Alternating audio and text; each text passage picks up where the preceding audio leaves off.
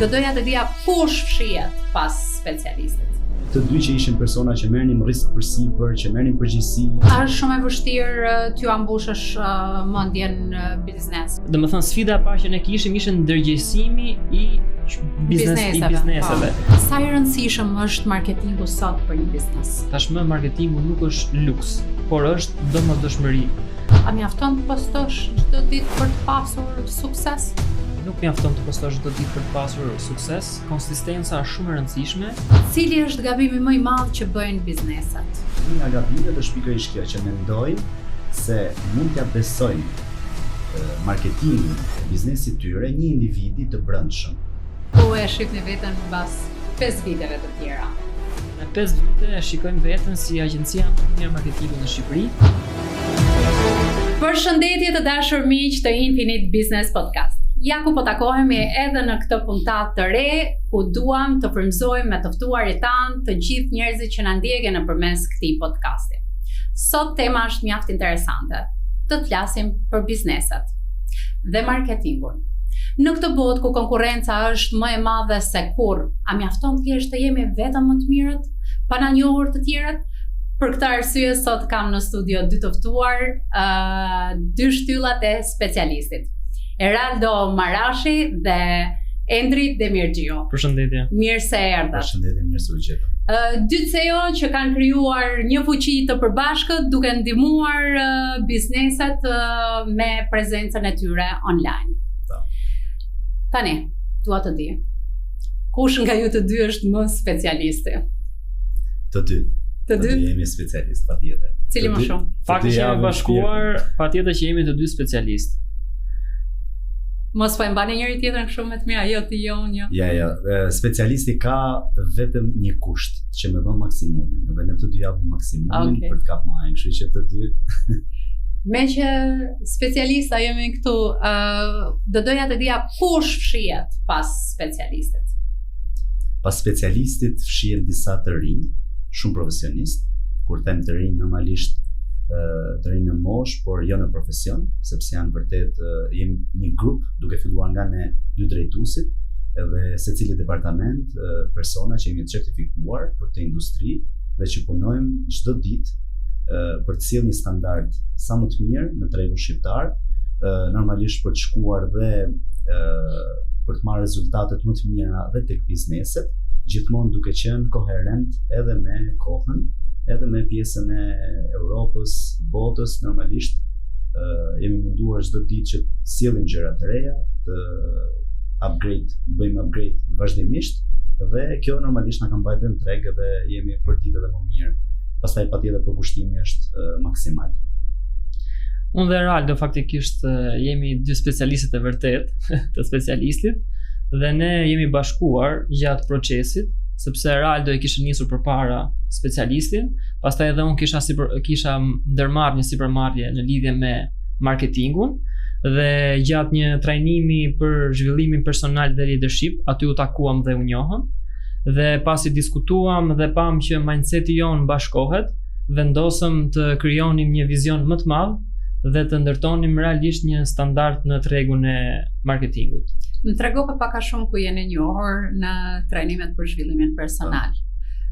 Ishit me karriga afër, u prezantuat, dua të di më shumë se si u njoh. Ja po e nisëm. Në fakt unë kam qenë bashkë edhe me partneren time, edhe në momentin që ka hyrë Endri, unë kisha pa disa herë tek trajnimet të përbashkëta, edhe mes shoqërive të përbashkëta që shkonin të dukej familjar. Po, edhe kur ke një intuit zhvilluar edhe e kupton domethënë që shikoj se nuk e di pse kam fytyrë të parë, ndërkohë që s'kisha takuar asnjëherë.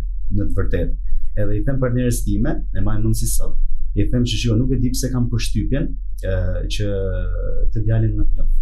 Edhe do kem një marrëdhënie me të, se çfarë nuk e di, po siç u shtek, po domethënë vërtet ishte intuita ajo e para, dhe pastaj në trajnim, ishte trajnimi i tillë që ne prezantoheshim, tregonim në lidhje me biznesin e tjerë, edhe në momentin që ne folëm, ishte radha ime e parë dhe pastaj vinte radha e Endrit, kishim një të përbashkët. Të dy që ishin persona që merrnin risk përsipër, që merrnin përgjegjësi, të përgjegjshëm korrekt, domethënë na bashkoheshin shumë cilësi dhe virtyte, dhe kjo normalisht pastaj në pushimin e parë që kishim në muhabet, edhe pastaj pjesa tjetër. Mendoj energjia dhe profesioni ju ka për të dyve bashkë. Patjetër. Po, patjetër. Patëm faktikisht edhe disa rastësi, pastaj dolëm edhe u takuam. Ne kemi histori shumë bukur, që shumë pak veta e din. Ne me Endrin na lidhi puna, normalisht muhabetet e punës, edhe u takuam një ditë tek sheshi në Tereza. U takuam të dy me të dy kemi makina Mercedes-Benz. Edhe bëm një foto aty, edhe thjesht duke bë muhabet kështu si shok, domethënë shikoj ku do jemi tani, ku do jemi mas 5 vitesh.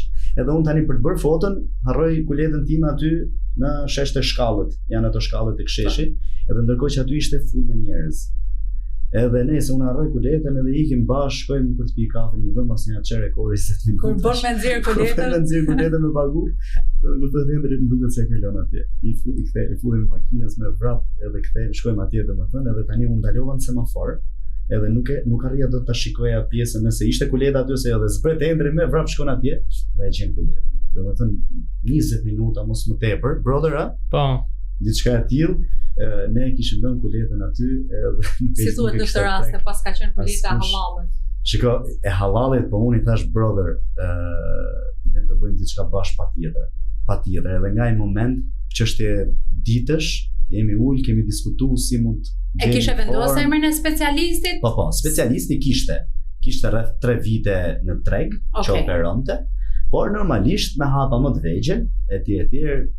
Gjithmonë kam ditë që partnershipi është veprimi i duhur, është shumë i rëndësishëm, sidomos për ne të rinjt, që nuk është se kemi experience në biznes, ne të dy vim normalisht nga këtë partneritet e doje për të ndarë përgjegjësitë apo për të shtuar forcat Kjo e dyta, patjetër për të shtuar forcat, sepse normalisht unë përballoja aq punë sa ishte dhe vizionin e kisha goxha të qartë etj, por duke ardhur Endri si një person me disiplinë, me përkushtim maksimal dhe vinte nga suksese në sipërmarrjet e veta, normalisht për mua ishte edhe privilegj që të bashkoheshin bashkë edhe të bëshin pjesë e këtij vizioni, që në të vërtetë edhe Endri e kishte, thjesht mbajtëm këtë emër se ky ishte çik më i përshtatshëm dhe normalisht u bëm bashkë edhe pastaj pjesa tjetër vërtet ka qenë shumë. Se pikërisht emri specialiste. Specialisti për hir të vërtetës un kam pas disa momente kur kam startuar marketingun, kam punuar edhe në televizion rreth 6 vite, edhe në një nga televizionet një ora, edhe shpesh herë zgjidhja gjëra që jo të gjithë mund t'i zgjidhin në lidhje me marketingun, në lidhje me rrjetet sociale, e thosh specialisti. Okay. Dhe gjithmonë kam ndruar që të kemi diçka time, domethënë ta startoj, ta marr hapin i parë. Funksionoi, nuk funksionoi gjë tjetër. Ka qenë një nickname që e ke pas të gatshëm. Po, dhe realisht domethënë kur po e mendoja këto emrat network, marketing janë gjithandej shumë klishe, dhe doja të bëja diçka unike. Dhe më vjen një moment me një grup mish që punonim bashkë, edhe më vin disa emra dhe më thonë, bravo, qa specialisti e gjete emri, thash ja pikërisht ky do jetë emri. Në momentin që ne vendosëm të bashkoheshim, Eraldi më propozoi që ta mbajmë këtë emër, edhe unë isha, domethënë në momentin që e studiova pak emrin specialisti, më pëlqeu dhe mua sepse duhen pak emra dhe shqiptar dhe emra që përfaqësojnë pak diçka më specifike se sa emrat klishe që përdoren sot me gjërë në të gjithë agjencitë e marketingut të tjera. Faktikisht unë kur e nisa këtë rrugtim, sepse eksperienca ime ishte 5 vite në shitje dhe në pjesën e marketingut, dhe unë mora përsipër të hapja një agjenci marketingu, por që në hapat e parë kuptova që sfida ishte shumë të mëdha, sepse është shumë e vështirë të nisë diçka vetëm dhe gjithë sfidat e biznesit, vështirësitë me klientët, situatat me stafin, pjesa e menaxhimit të gjithë strukturës ishte shumë e vështirë. Dhe në momentin që unë jam takuar me Araldin, pastaj në momentin që bëm diskutimet e para, edhe unë isha shumë i hapur për një partneritet, sidomos me një njerëz që ndajmë të njëjtin vizion dhe mindset për të ecur përpara. Përpara se të bëheshit bashkë, do doja të dija me çfarë jeni marrë më përpara, studimet, fëmijëria, qytetin ku keni lindur, ku jeni rritur, universiteti, çdo gjë që ju keni dëshirë ta ndani me ne dhe publikun tonë. Atëherë, unë kam studiuar tek inxhinieria e ndërtimit, ndërsa masterin e kam bërë për leadership dhe marketing. Pas studimeve, unë kam punuar një korporat shumë të madhe në Shqipëri, ku kam menaxhuar pjesën e shitjeve dhe pjesën e marketingut. Kjo eksperiencë ka zgjatur rreth 5 vite dhe aty ka qenë një nga eksperienca që mua më ka ndryshuar jetën, sepse aty kisha të bëja me klientë një niveli shumë të lartë nga ana ekonomike, sepse produkti që unë shisja varionte nga 60.000 deri në 300.000 euro. Dhe kjo më bëri që unë të kisha në kontakt me njerëz që kishin një standard jo vetëm ekonomik, por dhe intelektual. Dhe kjo më aftësoi shumë si në fushën e komunikimit, si në fushën e shitjes, po ashtu edhe në fushën e marketingut. Ndërsa për sa i përket marketingut në vetvete, unë gjithmonë që kur isha i vogël, kisha qejf të bëja foto, të dilja bukur, domethënë në çdo vend dohet pozoja, dohet bëja video interesante. Nuk e di, kam pas një lidhje shumë të hershme me rrjetet sociale. Rastësisht një herë kur përshifja Facebookun, kisha foto që as vetë si mbaja mend dhe shkrime, dedikime që kisha bërë tani qeshja, por më dukte interesante që atëherë kisha këtë mindset për të bërë.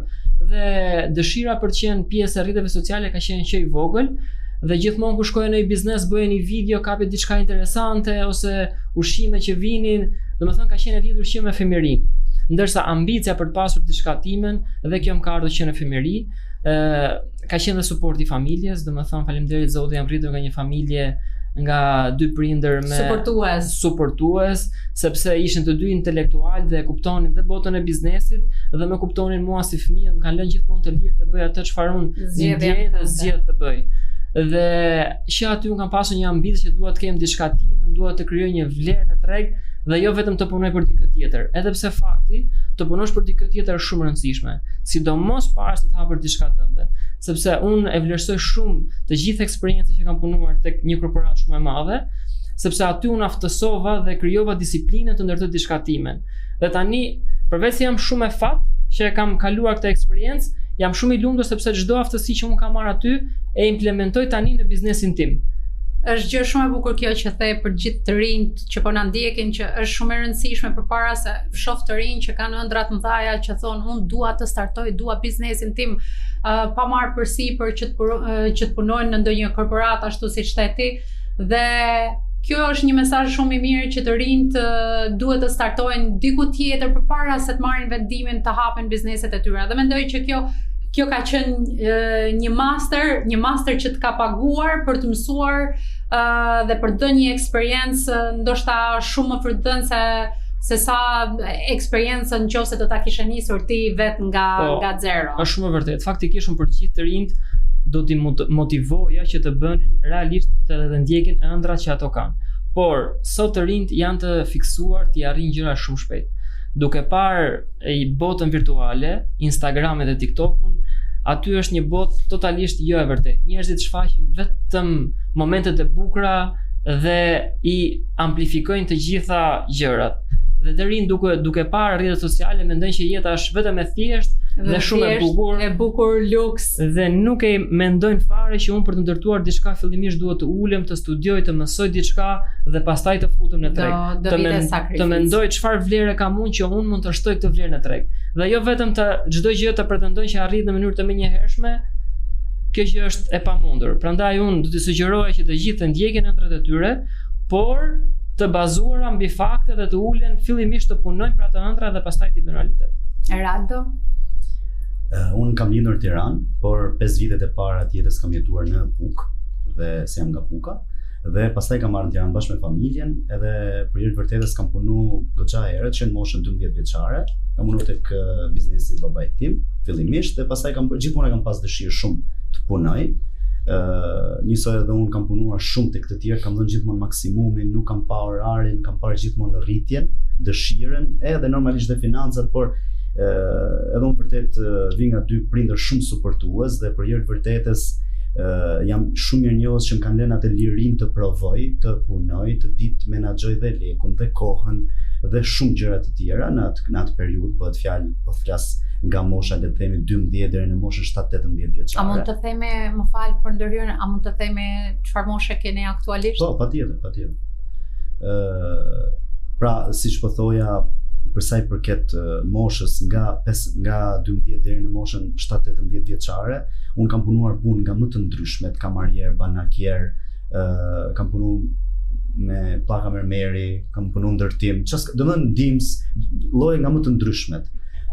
kam shku deri në krye kamarier, e kalova, unë mbi kualifikova, pastaj kalova në televizion dhe kam cekur pothuajse të gjithë pjesët teknike të televizionit, më shumë nga dëshira, nga kurioziteti, derisa pastaj shkova tek pasioni im, tek marketingu, rrjetet sociale, digital marketingu kryesisht, dhe pastaj normalisht me certifikimet, vazhdimisht, domethënë me investimet, me lekët që fitoja nga puna, investoja tek rritja ime personale, derisa kuptova që duhet të rritemi dhe personalisht, dhe jo vetëm profesionalisht, dhe pastaj realisht ka qenë një, le të themi, rrugtim shumë i bukur, që nga momenti që lash punët, që po punoja për të ndjekur pasionin tënd. Për të ndjekur pasionin, po, ka qenë shumë e vështirë për hir të vërtetës.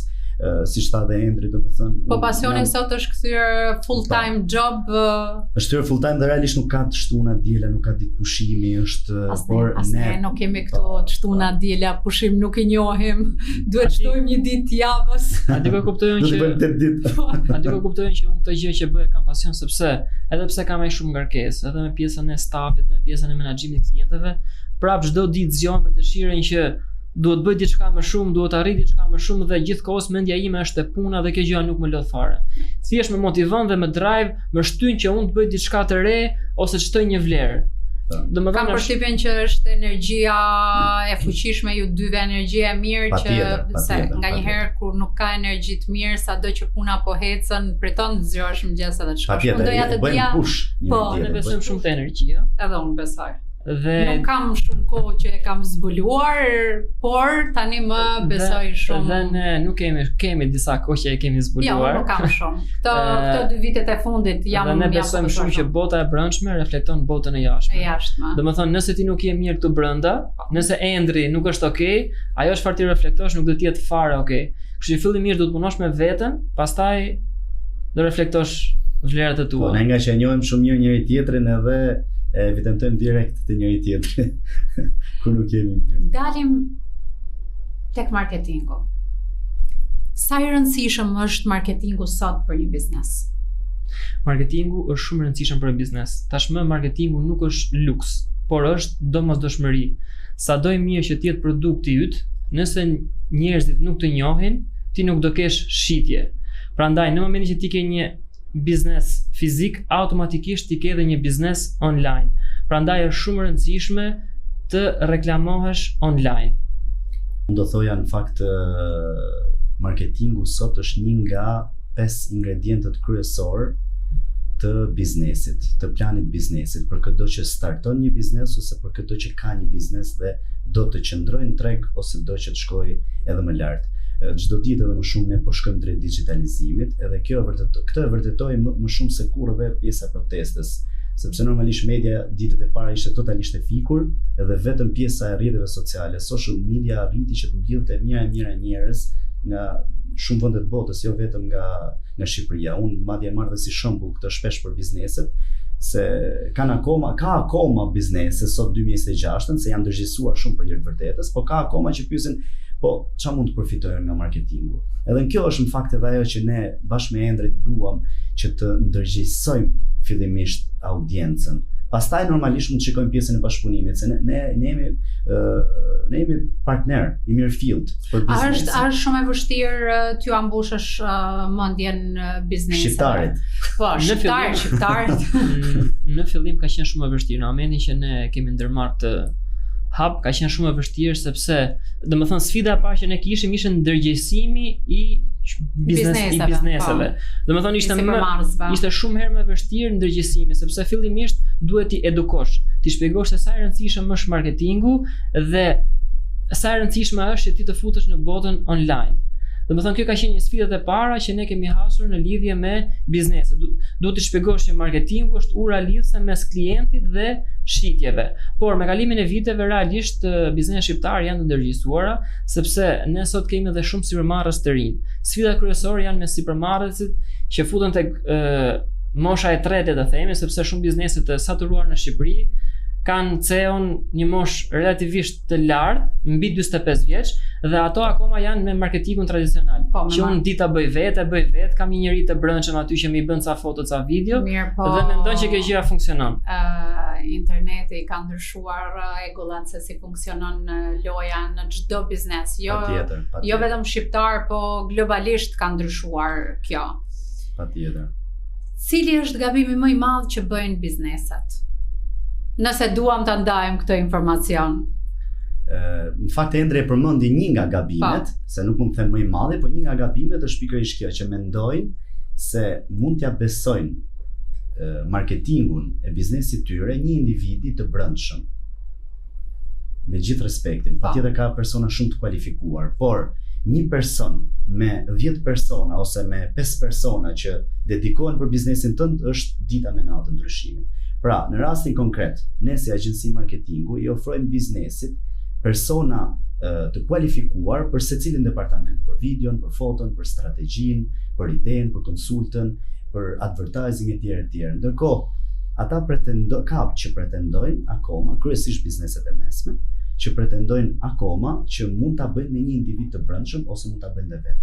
Tani unë nuk e di nëse ju del koha që të menaxhojnë dhe biznesin dhe të bëjnë dhe marketingun etj. Por marketingu është zyrtarisht biznes online. Pra ti ke një biznes fizik, jep një shërbim, shet një produkt. Ke edhe një biznes online. Biznesin online prandaj jemi ne. Normalisht unë e di që ka edhe jo profesionist në treg, siç ka në çdo lloj industrie. Por dallimi bëhet kur ti ke një eksperiencë, ke një portofol. Ne kemi mbi 450 bashkëpunime të suksesshme gjatë një periudhe 7 vjeçare në treg dhe normalisht kjo na diferencon nga pjesa tjetër e le të themi freelancerëve kryesisht dhe agjencive që sapo janë hapur në treg. Por edhe tek pjesa e portofolit kemi klienta goxha lider në treg dhe kemi punë domethënë afatgjata që kanë sjellë rezultate. Sidomos sukseset tona më të mëdha janë ato që kanë startuar nga zero. Si më thon klienti ynë ideal është klienti që vjen dhe na e beson idenë, pa e vendos akoma në punë, si më thon, sepse me ata kemi sukseset më të mëdha dhe kemi çfarë të tregojmë, një rrugtim të gjatë. Një pikë tjetër që shumë biznese ose gabim le të themi që shumë biznese bëjnë është që e shikojnë si shpenzim dhe jo si investim. Si investim. Dhe në të njëjtën kohë presin rezultate më njëhershme. Domethënë nëse ti ofron një paketë X, ato thon për sa të marr feedbackun unë, për sa të më kthejnë këto lekët mbrapsh. Nuk beson që ky është një proces që ndërton një brand, një emër, besim. Duan më njëherë rikthimin e vlerës që do kanë paguar. Dhe ne I themi shpesh që ti të fokusohu tek shërbimi dhe biznesi që ti ke apo produkti që ti shet. Marketingu na e beson neve. Është shumë e rëndësishme që në biznes disa gjëra duhet t'i ndash. Në momentin që ti je një biznes që ofron një produkt apo shërbim të caktuar, ti duhet të fokusohesh te produkti dhe shërbimi.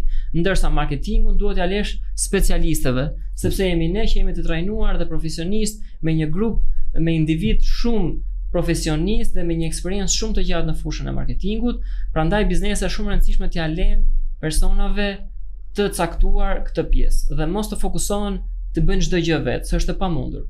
Shumë biznese që nuk janë të informuar, dua të kapem te ajo që sapo theti, që nuk janë të informuar, e shohin këtë investimin me shumë dyshim. Do marr një shembull konkret. Për shembull, kur filluan fytyrat publike të bënin reklama, të dilnin për biznese dhe kishin të njëjtën pritshmëri. Dhe unë ju kam thënë gjithmonë, duhet një figurë e besueshme, duhet një partner I sigurt ose I besueshëm në rastin konkret siç jeni ju, specialisti, që njerëzit të besojnë tek figura, tek imazhi jot, dhe presin rezultate shumë të menjëhershme. Nuk po funksionon më kjo e figurave publike menjëherë. A thua është si rezultat I ndryshimit të algoritmit, marketingut, çfarë po ndodh? Unë do thoja që është pjesa strategjike. Pra, domethënë bëjnë një video dhe marrin një feedback momental, po ndërkohë harrojnë që duhet një strategji e mirëfillt me një kohë të caktuar që të sjellë, le të themi, feedback të qëndrueshëm, pra të sjellë një rezultat të qëndrueshëm. Videot e momentit me influencer, me persone që janë viral, që marrin shumë shikueshmëri, e para një duhet të parë nëse target audienca e tyre është e duhura, sepse normalisht mund të bëjnë shumë miliona shikueshmëri, por ndoshta nuk sill asnjë shitje. Dhe a e ka për detyrë për shembull një person që siç e mendoj unë mendoj që një figurë publike që ka sigurisht standard, besueshmëri, është që ta plasoj atë tek publiku, vetëm ta shohen dhe i ngelet publikut si mund të bëj shitje. Unë mendoj që është vetëm një reklamim për ta zgjuar fokusin kundrejt këtij biznesi. Patjetër, është shumë e rëndësishme thash strategjia që ti ndjek. Ne për shembull, po marr një shembull konkret, ne ndjekim dy shtylla shumë të rëndësishme, besueshmërinë dhe qartësinë.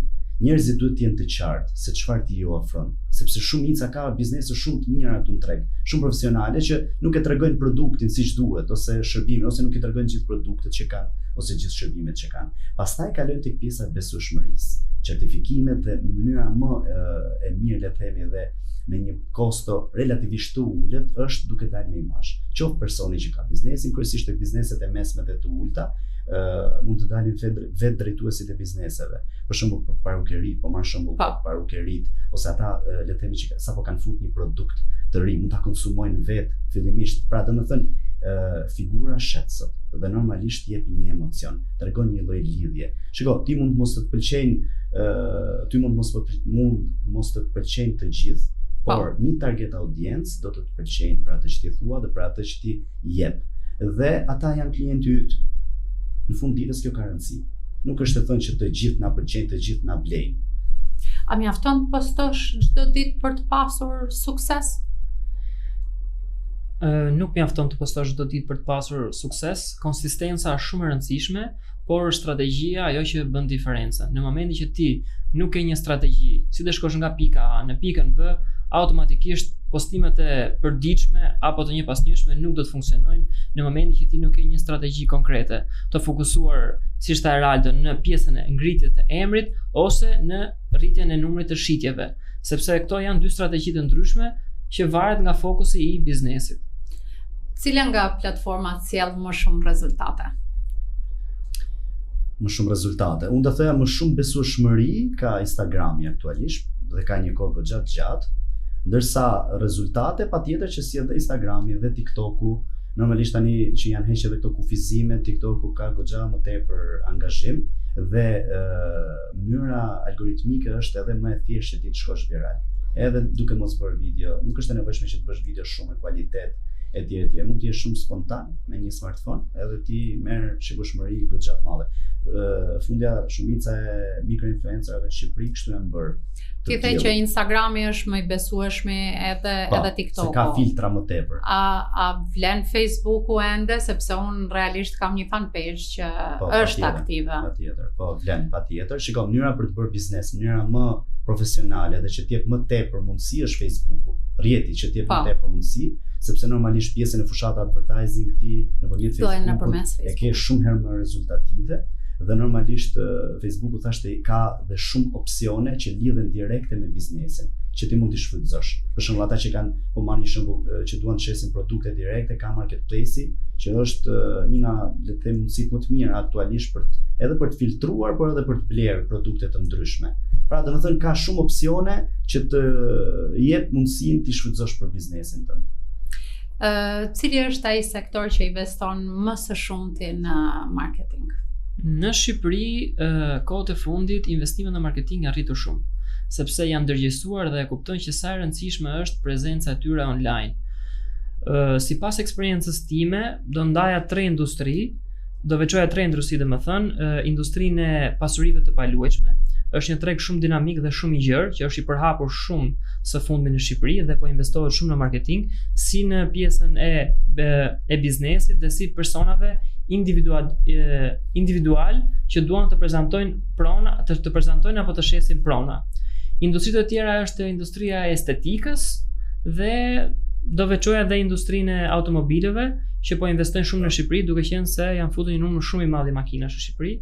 Dhe dije që çdo shqiptar, një familje me 5 veta ka 5 makina, kështu që po jepet një vlerë shumë e madhe dhe po investoj shumë në fushën.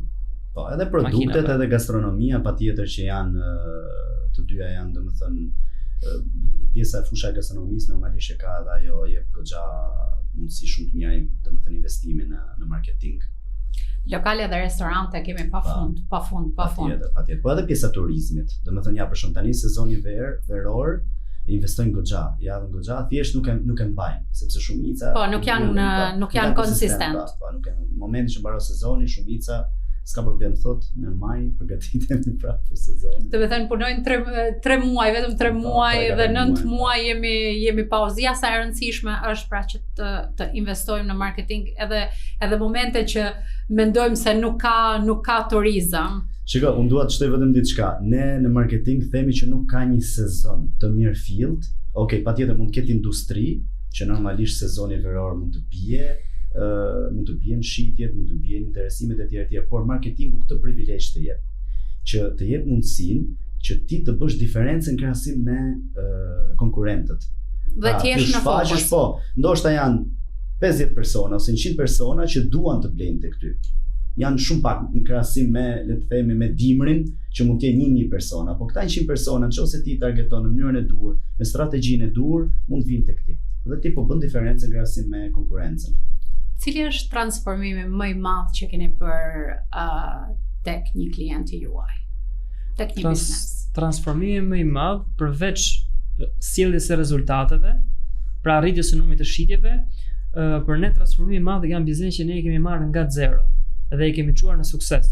Domethënë nga brendet e panjohura, ne i kemi bërë të njohur në fushën online, sepse sot sipas statistikave 1 në 2 shqiptar vendosin online se çfarë produkti apo shërbimin do zgjedhin për veten e tyre. Prandaj, duke kuptuar që sa e rëndësishme është bota online, ne i kemi treguar atyre apo i kemi ndihmuar t'i çojmë nga brendet e panjohur në brende shumë të njohur në tregun shqiptar. Dhe kjo është një transformim shumë i madh dhe për të cilën ne jemi shumë krenar, sepse kënaqësia më e madhe që ne marrim nga bizneset është kur neve nuk kemi nevojë vetëm për fushata marketingu për gjithë klient, por shumë klientë na referojnë tek miqtë e tyre apo partnerët e tyre në biznes.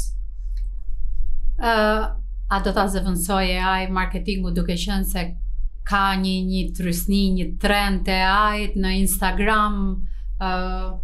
Si AI nuk mendon që mund ta zëvendësoj marketingun, sepse marketingu plotësisht do zëvendësoj njerëz që nuk do e përdorin AI. Okay. Do të thonë AI do zëvendësoj atë njerëz që nuk e përdorin fare AI. Por marketingu ka nevojë për strategji, për kreativitet, për emocion, që AI mund të jetë një tools apo ndihmues, por nuk mund të zëvendësoj plotësisht marketingun. Ne aktorëve kanë filluar po na zëvendësojnë.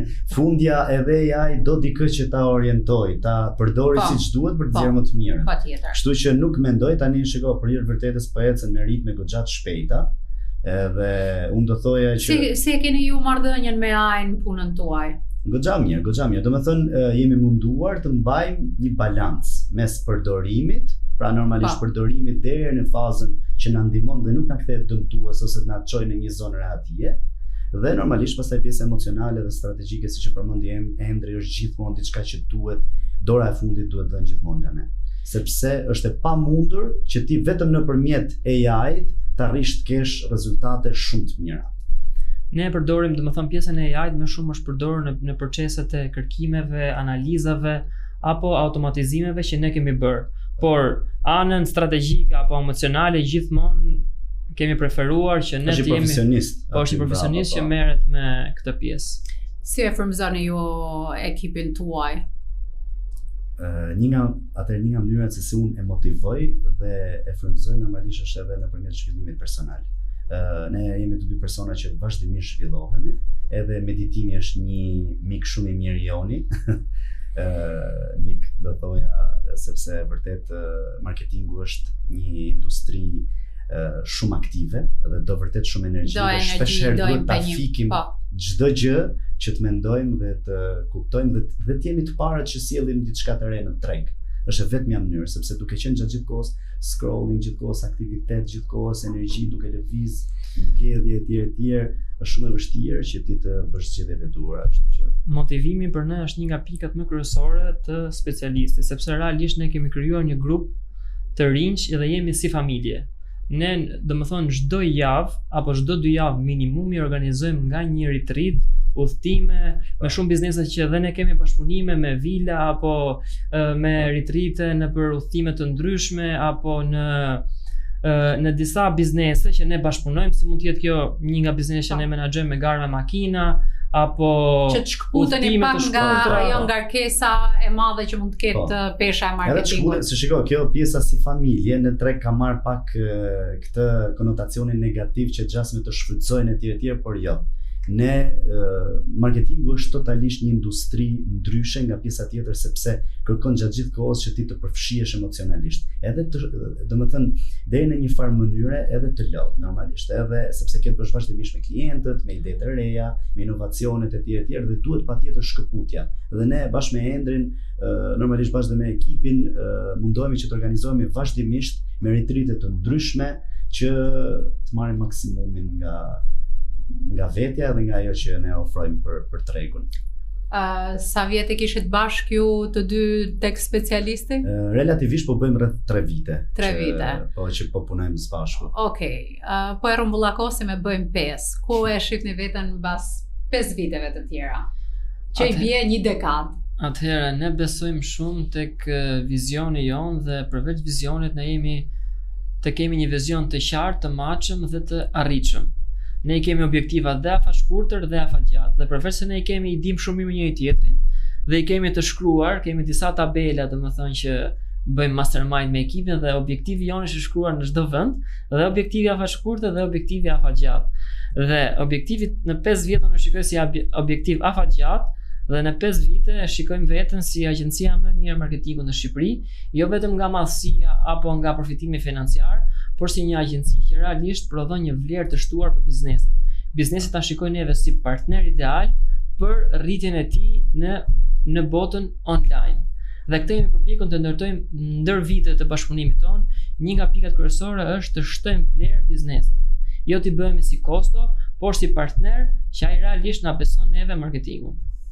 Çfarë kërkoni tek një iri që do të punësohet te ju, do të mësojë nga ju, do të përfitojnë nga përvoja juaj? Le ta themi edhe këtë për ta përmbyllur dhe për t'ju dhënë një mesazh të gjithë të rinjve që na ndjeken.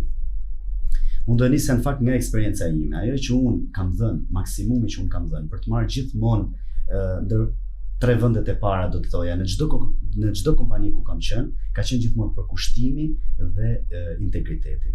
Dhe patjetër këto të dyja janë dy, le të themi, cilësi që duhet i ketë çdo individ që do të bashkohet me ne. Nuk mjafton thjesht eksperjenca, duhet të jemi edhe njerëz të mirë.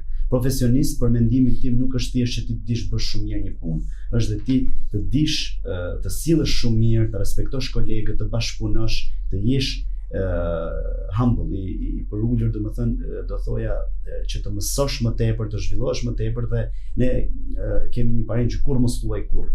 Dhe asgjë nuk është absolute. Të gjithë ka dikush që di diçka më mirë se sa ne. Kështu që duhet jemi gjithmonë të hapur drejt rritjes dhe ne këtë japim që me shembullin tonë të parë dhe pastaj patjetër dhe tek gjithë ata që duan të na bashkohen. Endre, për të frymëzuar të rinj që po na ndjekën ose ata që duan të bashkohen ekipit tuaj. Atëherë ajo çfarë unë shikoj të rinjt është që është një kritik faktikisht që i mungon pak etika profesionale. Domethënë është pak e vështirë që të rinj të vinë në punë dhe të kenë një disiplinë, ta kuptojnë që orari është orar, duhet zbatohen disa rregulla, disa kushte, por ne jemi përpjekur që siç e thash më përpara që të ndërtojmë frymën e ekipit si një familje dhe përpiqemi gjithmonë t'i motivojmë, të suportojmë dhe të japim kulturën tonë të punës që ne kemi ndërtuar ndër vite, kemi punuar shumë për këtë dhe ne përpiqemi t'i japim atyre si një shkollë të dytë apo një disiplinë në lidhje me gjithë proceset e punës. Dhe për sa i përket zhvillimit, në gjithkohës jemi 2 persona që zhvillohemi, gjithkohës trajnohemi në lidhje me marketingun, me të gjithë gjërat e reja që dalin, dhe të njëjtën gjë përpiqemi ta implementojmë tek ekipi. Faleminderit shumë që ishit sot pjesë e Infinite Business Podcast. Ishte shumë kënaqësi për neve. Edhe për mua që të njihemi së bashku, po edhe me publikun na njoh nëpërmes kësaj interviste. Sot kishim të ftuar specialistin, po edhe nëse ju jeni një specialist në fushën tuaj dhe doni që biznesi juaj të njihet edhe më gjerë, unë do t'ju lë kontaktet këtu poshtë dhe mirë takofshim në episodin e radhës.